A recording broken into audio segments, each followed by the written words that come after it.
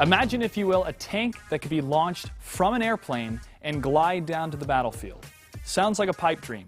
But today in the garage, we're going to take a look at the manifestation of that imagination with the M22 Locust. Joining me to talk about the M22 Locust is none other than the man himself, the Chieftan. What can you tell me about this incredibly tiny tank? Well, it was either a great idea that was never really allowed to prove itself, or just outright a terrible idea. Of course, the US military developed the airborne forces, so somebody had the great idea. Not sure, if you're going to be throwing people out of airplanes and all they have is their rifle and what they're carrying on their back, why not give them a tank? Even a little tank is better than no tank at all. Now, the problem is, if you're going to be landing at an airfield with a large transport aircraft, a significant asset, you probably already own the airfield, in which case, why bother bringing a tank? So after thinking about this, I realized this was pretty much a stupid idea. They looked across the water. The British Army already had the Tetrarch and Harry Hopkins light tanks, and they had a glider big enough to carry it, the Hamilcar. So after having built 800 of these, they said, okay, well, let's give a bunch to the British.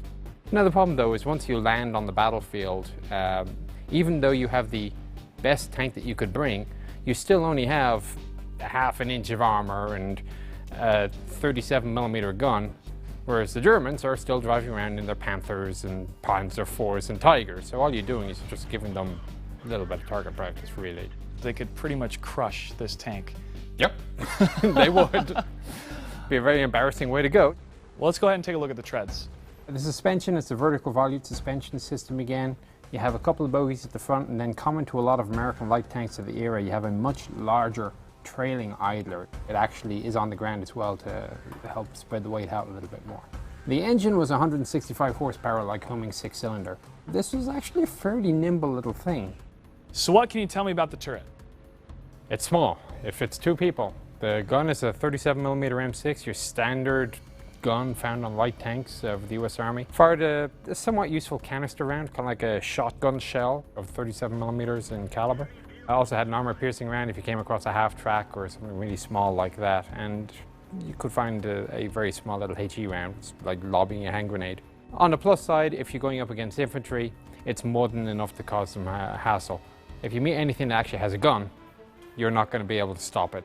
So how does this tank actually work in World of Tanks? It's small and it's fast, which means it's hard to hit. That's about all you can say for it. Really, the 37mm, even if you're shooting premium ammunition, it's not going to do a heck of a lot of damage. And in a tournament game and an esports game, its sole function is pretty much reconnaissance.